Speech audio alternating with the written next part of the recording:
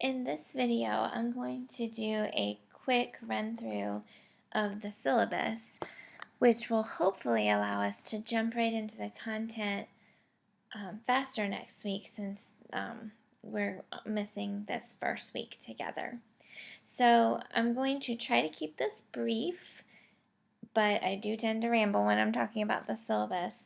Any questions that you have, you are welcome to ask me when we see each other next Thursday. You also may email me. Either one is fine. But if it's something you think that will benefit everybody, then maybe we should talk about it next Thursday. A few things to notice. If you looked at the schedule earlier, I don't know when exactly it changed, but a little bit earlier, I know last time I looked at it, it said that we were in a different building, but now we're in the FAC in the VCC.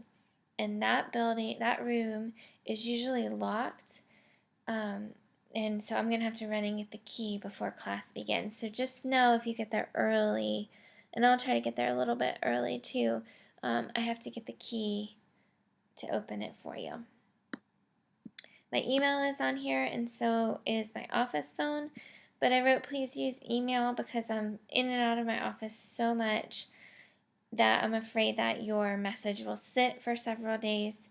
I'd rather you send me an email, and then I will answer almost immediately, and we can set up a time to meet, or we can set up a time to even talk on the phone if needed, but we'll do that first through email. You can read through the course description. Really in a nutshell, this course is a combination of science and social studies elementary methods, which means that we're going to look at strategies for teaching elementary science and strategies for teaching elementary social studies, which is a lot in one semester. So you've already had, or you may be taking your literacy courses, and you have 2 classes just devoted to literacy, and then you have a whole class just devoted to math. But science and social studies get lumped together, and that's okay because there are a lot of similarities in their approaches, which you might not even realize, because I think we think of science as being way more interactive than social studies, but we're going to debunk that myth when we're together. But it does mean that we're going to have to go through the content the best that we can, and we're not going to hit every single standard, but we're going to do enough examples that you'll be able to transfer those ideas to the different standards, and I'll talk more about that in class. There's no textbook for this course. I have all of your readings, and I'll be providing those to you, and we'll be doing a lot of hands-on stuff in class. A lot of ideas for things that you could do in your classroom, so you don't need a book for this course. You can read through some of these expectations and assignments. This course is very close to student teaching, and there's a good chance you're probably student teaching in the spring. So there is more field experience in this course than in other courses. You are going to be teaching 2 lessons in the schools, and you'll be observing in your classroom 8 times. So 4 times before you teach a science lesson, and then 4 more times before you teach a social studies lesson. So if you add that all up together, that's 8 observations plus 2 lessons, so at least 10 visits to a school. You're going to be assigned a school by Dr. Beam, so we'll talk more about that. But she wanted me to talk to you first about placements before she did that, since this is a bigger chunk of time invested, at least as far as teaching lessons. So you might even want to visit more times than those 4 before each lesson.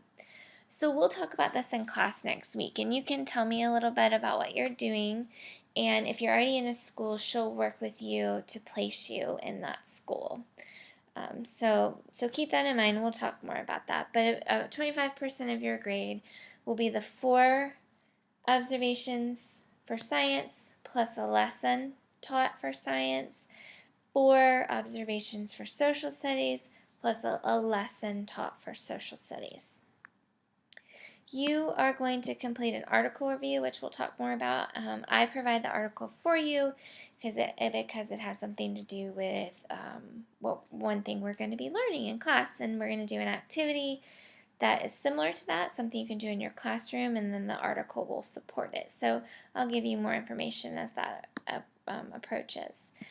You will write 2 lesson plans for this class, a science lesson plan and a social studies lesson plan, and I will prepare you for those, but those will be the lessons that you will teach in the schools. So you're writing the lesson and then you're teaching it. And then we're going to be completing a few mini projects. Now these are not full lesson plans, they're more like tasks or activities that your students will do. And they'll pull from some of the ideas that we talk about in class. And the idea is that these are things that you can save and use in your own classroom one day, or adapt, because we don't know for sure what you'll be teaching. But they'll help you get practice creating tasks or activities that are aligned with standards, that might be tiered for different learners. So just get the practice of doing that. And then participation, come to class every night, because we do have just a few online classes, so I want to make sure you're there for the days that we aren't online. There's the grading scale. If you're an MAT student, you can't go below a C or it will turn into an F. Otherwise, it's our normal grading schedule. You can read through this. We use APA, of course. You're almost a student teaching, so I think you would know that. You will lose points if your assignments are late, but I'd rather you turn them in than not turn them in at all. And finally, our course schedule is not quite as detailed as I usually make it for this section, but that is on purpose, and I've done that for every time I've taught this class, because we do so many hands-on activities in this class where I kind of model things you could do in your own classroom. I show you lots of children's books and ways to integrate them into what you're doing. And because of that, it's tough to outline it perfectly as far as topics on a syllabus. So I'll let you know as we go, and I'll be telling you the readings as we go. And they'll always be short, so you'll have time to read them. But you get an idea of the major due dates. So there are a few instances of online classes that you need to note. Really only 2, because this is mostly face-to-face course. But on those, you'll be doing some of the things that we're working on in class. You see we have a Constitution Day mini project, our article review, lesson plan, but I'll prepare you for all those as they come. We do have Comenius again this fall, which I think at this point all of you probably have experienced that. It falls on the night of our class in the FAC, so there's no reason why you won't be able to attend, because it's when you would have been in class anyway, so that'll count as our class that night. Then you see we have a tiered mini project. All of that will be explained in detail in class, and I'll give you examples, your second lesson plan, and then a technology mini project. And then to wrap it all up, you'll submit your observation reflections for your 8 observations and your 2 lessons that you taught, which would bring you to 10. And I will explain that in much more detail when we see each other.